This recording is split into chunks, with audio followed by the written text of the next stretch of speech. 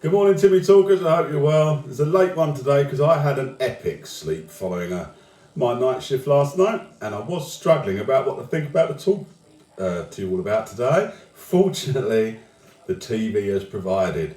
Let's talk about the BBC.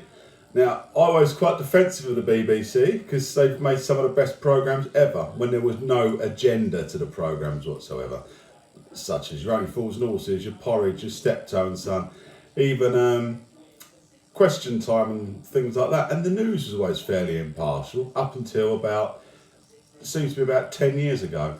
Now, I begrudge paying, I think it's about £15 a month for programmes that I don't really want to watch. But because I've always paid the licence, if I suddenly stop paying the licence, I will be pursued by the Stasi, and they will come round and they will take me to court. And because I'm a law-abiding chap who's never done anything wrong, they will pursue me and make an issue of it. But with what's clearly happened with their depiction of Donald Trump, whether you like him or not, this isn't a propaganda thing for Donald Trump or Nigel Farage or anybody on seemingly the right of politics.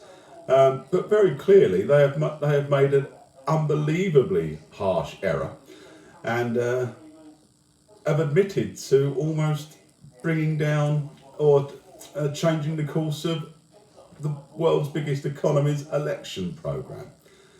Now, Donald Trump has now woken up, said, I'll sue you for $1 billion, which is £780 million, which apparently would put the licence fee up next year for everyone who pays it by 30 quid. I hope he wins. I really do hope he wins. We'll see how the BBC survives on a subscription-only basis. You will get people who want to pay it, and you're perfectly entitled to. That's your freedom of choice. Much like me with Netflix. I pay for it, but should I be unhappy with what they're doing, I'll just stop. And no one will come after me. They'll just say, sorry for losing you. They'll try and make it a bit cheaper, and they'll probably get me to stay. But the BBC, which was a jewel in impartiality, it really was. It was famed all over the world for being impartial. It was famed all over the world for having perfectly balanced views. And for a lot of the world, it's the only way they get their news. But I'm paying out of my licence fee for BBC Persia, BBC Punjabi station, BBC The World Service, which seems to be mainly around Nigeria.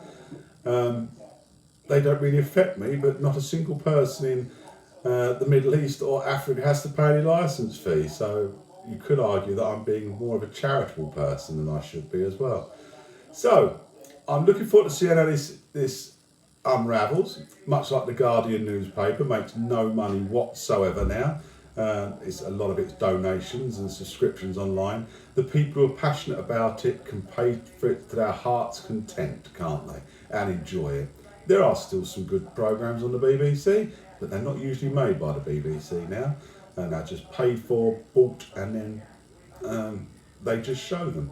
Unfortunately, the days of being proud in the BBC seem to have gone.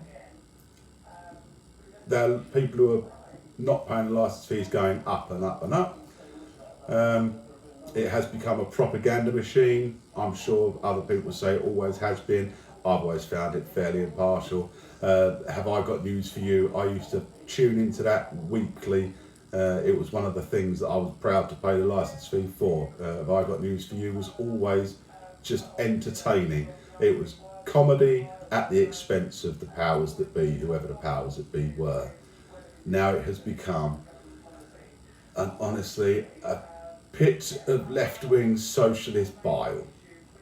I'm fairly liberal, but they're pushing it too far. Anyway, so thank you, Donald Trump and the BBC, for coming out with my Timmy Talk for me today. I'm off to work again in a minute, and I will see you tomorrow. I'll give tomorrow's speech more thought.